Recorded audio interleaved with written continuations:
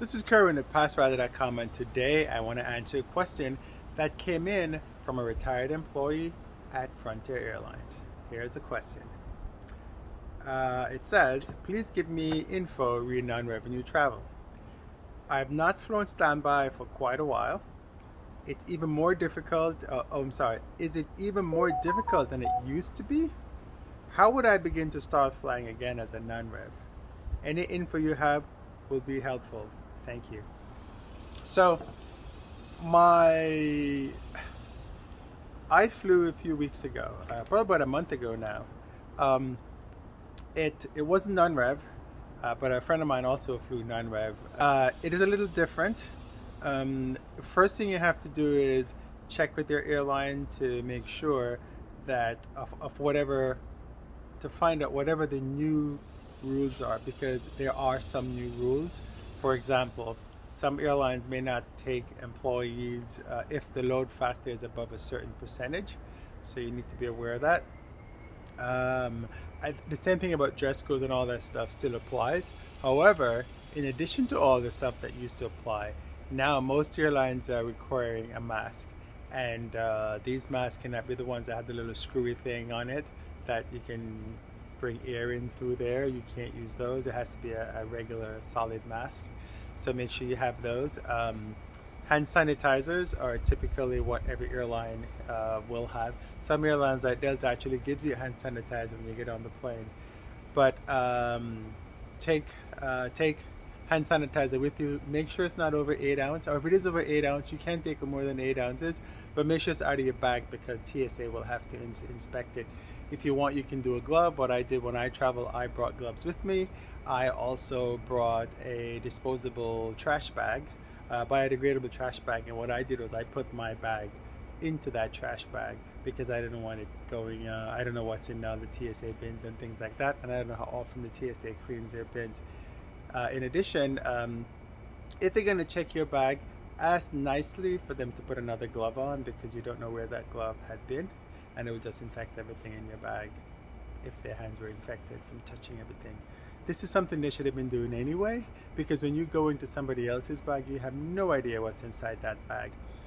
So basically, check with your airline to make sure that the rules haven't changed, or if the rules have changed, make sure you abide by them. Check the listing procedures because those might have changed. Some airlines may only be taking their own employees, so check that as well. And let me see, I think that's about it. And of course, check Passrider.com so you can get the flight schedule. Now the flight schedules are changing constantly because the airlines were hoping that by now they'll be able to ramp up the schedules, which they have somewhat because I've seen more people coming to the website.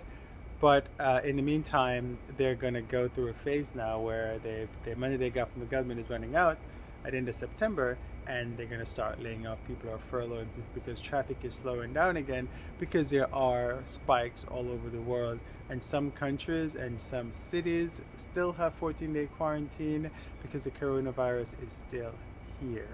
So I hope that answers your question. If it doesn't, just leave a comment or hit reply again and let me know if I did good or not. All right, thank you so much. This is Kerwin at Passrider.com. Have a great trip, and if you have a question, you can go to the website and send me an email, or you can just send me an email to feedback@Passrider.com, or if you click on the little talk thing on the website, you can send me an email. All right, thanks so much. Talk to you soon. Okay, so I forgot a part of the question. It was the PS that I didn't see, and the PS says, is it just as easy to find low-cost fares as flying non-rev? So this is a pretty interesting question, and it's one that I've always given advice on this in terms of if you can find a fare that you can afford that gives you confirmed space, always take it. Because if something happens, at least you can get rebooked another flight. If there's a cancellation or something like that, you can get put up in a hotel or something like that, right? If you're doing non-rev and you can't get on, or something happens, you're not covered, right? You're on your own. So if you can find a really good fare. Now, when I did my trip from Atlanta to Denver, was Denver, Atlanta, Houston, the fare was $199 was the fare one way. It's very expensive. Uh, but now I think like Frontier and Spirit had cheaper fares, but I had to buy them like 3 days in advance or something like that. And I really I didn't want anyone sitting next to me. So, and Delta gave me that comfort that I needed at the time. So it's just up to what you want. Go to google.com/flights and check airfares and see what the airfares are offering. And if they're affordable, just do it. Some airlines also have a 20% discount.